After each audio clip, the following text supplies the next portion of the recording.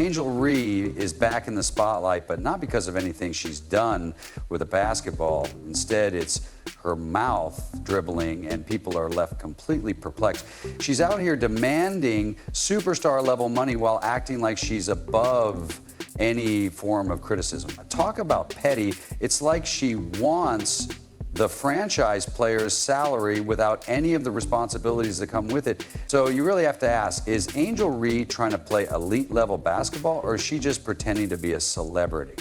If you're a CC fan, please leave a comment below. Let's Go Reese is giving terrible advice to potential fans and followers. This league is claiming that it wants to be popular and generate interest, and you have an actual player who is supposed to be the second most popular player in the league shaming fans who have taken an interest in players. Before you dismiss this as a one-time gaffe, let's be clear that what Reese just said might actually be one of the biggest barriers preventing the WNBA from reaching its next level of growth. This is why this raises the question, is Angel Reese genuinely pushing for meaningful change in women's basketball, or is she just stirring up trouble and calling it activism? Stay tuned, because after you hear the whole story, you'll exclaim, ah, so that's what's really going on here. You're feeling too entitled, believing that your opinions matter about other people's lives rather than your own. I promise you, win at life when you just live your own life and mind your own business. I promise I don't give a rat about that statement.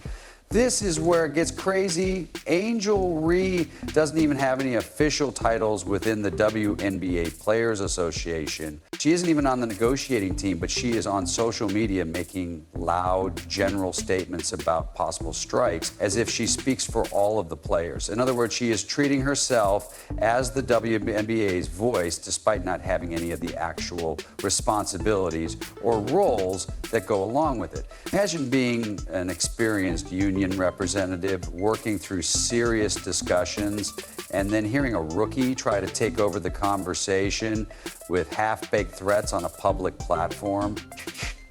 The ones coming this year will still be on the rookie contract again.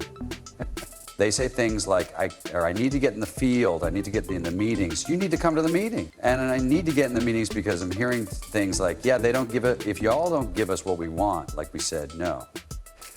Now that women's basketball is finally receiving the attention it deserves, drama is taking over the headlines. Angel Reese recently made headlines by saying that she is personally responsible for the sport's current surge in popularity. While the WNBA should be celebrating a moment of growth, Reese is out there making it all about herself. Starts showing less interest in improving the game. The players in this league don't want this league to grow again. They want it to grow under their circumstances. Only women's basketball is finally receiving attention, and now that it's receiving attention, it's not the right kind of attention. Crying me a river, what are we doing here?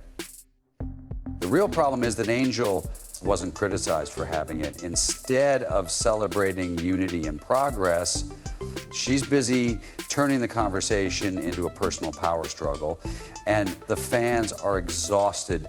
He was criticized for her response. At the professional level, scrutiny is a part of the job. The more attention the league receives, the more people will voice their opinions. However, instead of accepting this as a natural part of being a public figure, Angel doubled down and attacked the critics as if they had no right to do so. This reaction caused far more harm than the criticism itself. In elite sports, real stars rise under pressure. They don't break when the spotlight gets intense. Angel Reese must understand that influence comes with expectations, and that only those who accept that reality rather than run from it will succeed. There is no amount of what we're going to call online hate. No, it's criticism. With all eyes on the matchup, everyone is talking about the Indiana Fever versus Chicago Sky matchup. On one side, you have Caitlin Clark, the generational phenom fans can't wait to watch. And on the other, Angel Reese, the walking controversy, who always seems to have one comment. You are a professional athlete, you are in the spotlight, and you have chosen to put yourself out there, so you are open to criticism, and you are open to hearing things about your play, how you conduct yourself and everything. This isn't just a WNBA game, it's a spectacle. It's the clash of two brands, one based on performance and the other on provocation. With the excitement surrounding Caitlin's return, it's no surprise that analysts are predicting over 3 million viewers. She thinks a new record would be set, Quote, "First, it's the Fever versus the Chicago Sky. Wonder why they did that," Bird said.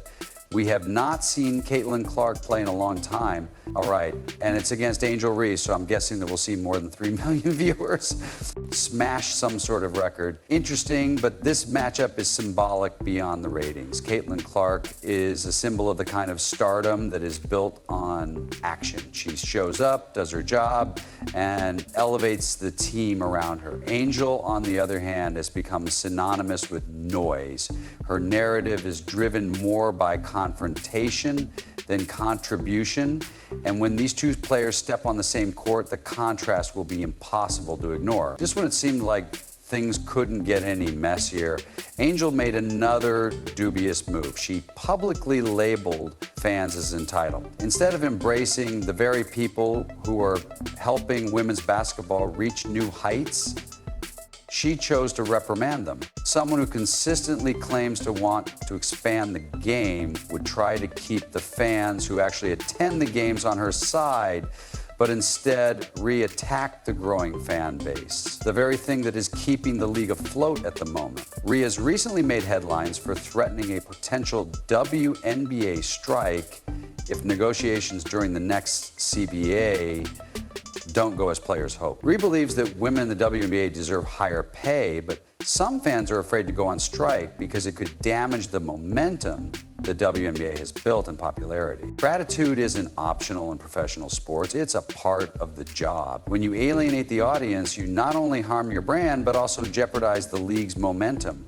At the exact moment that women's basketball is finally gaining popularity, Rhea is busy burning bridges. And then, to top it all off, she casually threatened to go on strike. At the very moment that the WNBA is beginning to take off, Angel Rhea is already threatening to leave the court if her demands for compensation aren't met. Let's be clear, no one is saying that players don't deserve more, but it's reckless of Caitlin Clark to suggest a lockout at a time when the league is finally garnering attention and making headlines. And other up-and-coming celebrities are putting in endless effort to gain momentum, while Angel appears more interested in taking a quick break. One mistake at this point could ruin everything. Rhea publicly promotes those views on social media and in her podcast, and she recently implied that she's different in person. Quote, "The funniest thing people say to me is, 'Wow, you're so nice in person. It's crazy the way you portray it online.' Yeah, I made a video about that," I said, laughing. Many followers also stated, "You know what? We don't think anyone ever told you that." And that's, look, you know what that is? That's the fans' opinion, and they can have it. Meanwhile, Angel is attempting to change the conversation on her podcast, unapologetically stating that she's actually misunderstood. She claims that people simply misjudged her and that she's much more likable in person. However, when the general response is, "No one ever told you that," it speaks to a credibility issue and a trust gap that words alone can't resolve. In today's digital world, public image isn't shaped by what you say, it's shaped by how you consistently act. You can't just say you're misunderstood and expect the world to nod in agreement. You have to demonstrate it, control her image. But the truth is that the public's perception of you is shaped by the people who watch, the fans who read, and the cameras that roll. At the moment, the version of Angel Reese that the public sees doesn't match the one she's trying to sell. In an Wednesday post, Rhea promised her followers that they would be better off minding their own business.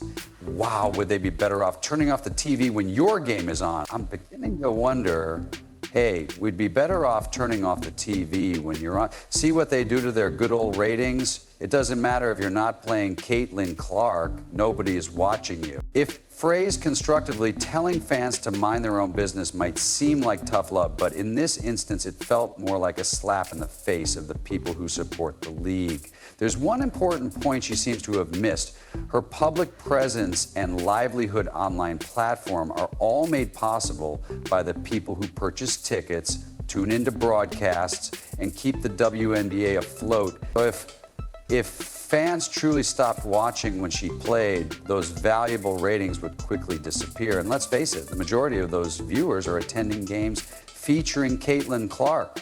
hardly make a difference. In professional sports, fans are more than just background noise. They are the engine. Insult them, and you're sabotaging your own future. This league claims it wants to be popular and generate interest, and you have a real player who is supposed to be the league's second most popular player slamming into fans who have taken an interest in players. As a result, you're going to receive both positive and negative feedback. That's life. Ree, in particular, has only distanced herself from fans by making harsh remarks and taking an aggressive stance against public criticism, claiming she doesn't care about athletes don't exist in a vacuum. Their careers are directly tied to the public through reactions, criticism, and yes, praise as well. You don't have to agree with every tweet, but dismissing the audience completely tears down the very bridge you need to cross to remain relevant. The more public interest she receives, whether positive or negative, the more publicity the WNBA receives,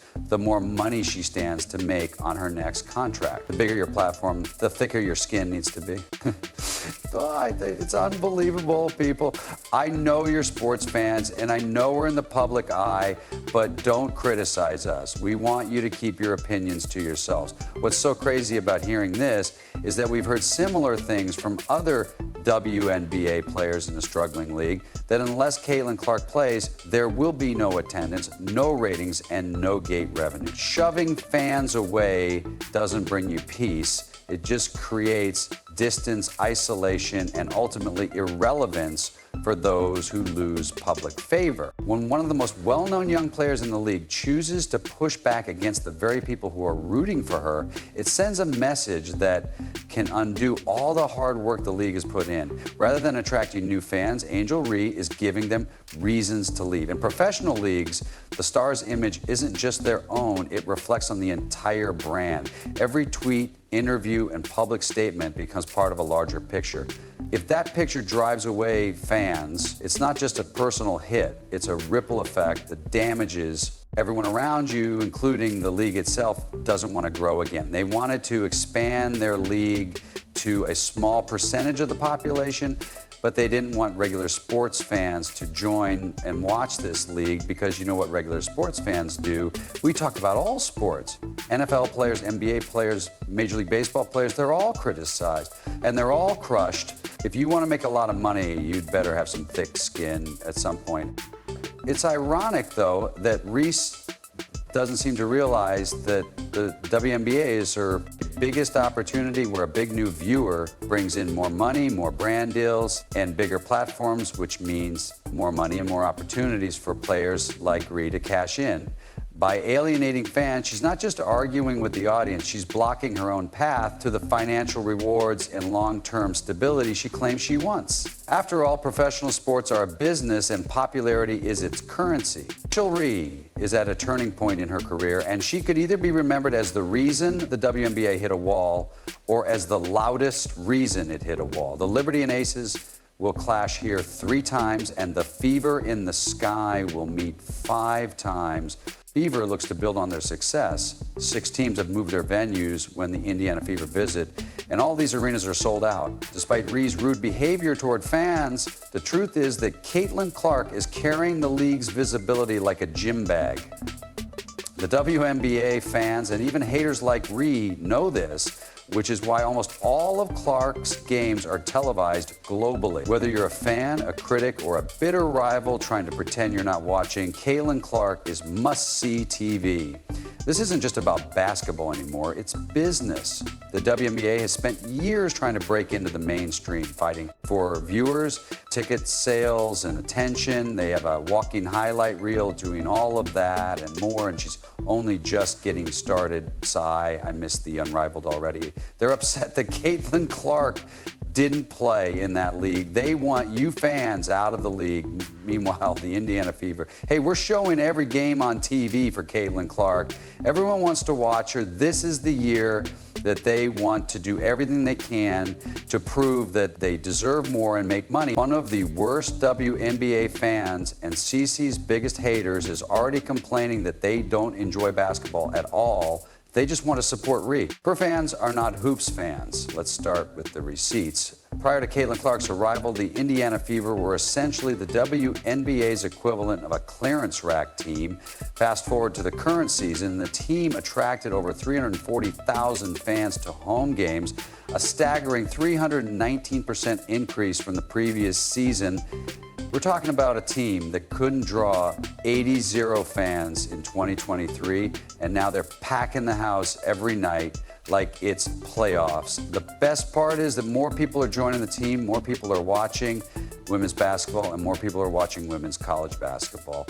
Don't slow down. This isn't hype, it's economics. Teams understand that hosting the Fever isn't just another game, it's a payday. Larger venues mean more fans, more merchandise, more concessions, more revenue, and that extra cash helps build a stronger, healthier league. Caitlin Clark isn't just growing the game, she's helping fund its future. 6 WNBA networks set ratings records this season. All 23 WNBA games drew more than 1 million viewers, of which 20 were played by Clark. The Indiana Fever went from being a team that only locals knew about to one of the best-sell teams in all of women's sports, thanks to Caitlin Clark. She is more than just a player, she is a brand. The WNBA Draft and All-Star Game broke their viewership records with Caitlin Clark. The Diana Taurasi draft drew 600,000, making it the most watched draft ever.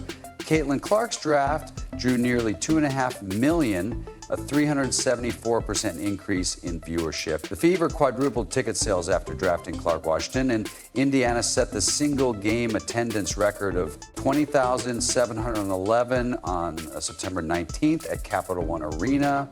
The WNBA's average attendance last season was up 48% to 987 fans. And remember that only one person added those 0 fans on average. Let's talk about the real numbers. Half of the WNBA's national TV revenue last season came from Fever games, half from one team and one rookie, and more WNBA games passed the 1 million viewer mark in 2024 alone than in the previous 2 decades combined. What's the common denominator among all of this? The Indiana Fever schedule has been released, and we now know how many national games they have. The Indiana Fever is America's team, but the old WNBA fans and players have been pleading for visibility, sold-out games, big TV deals, and now that it's actually happening, some people are suddenly uncomfortable, curious. The only reason the WNBA has become a must-watch show overnight is because Caitlin Clark is the show. She's not just playing in this league, she's reprogramming it. If the first chapter is any indication, this story is just getting started. If you're a CC fan, leave a comment below, like, and turn on all notifications so you don't miss anything, and click the video on the screen, and we'll see you at the following one.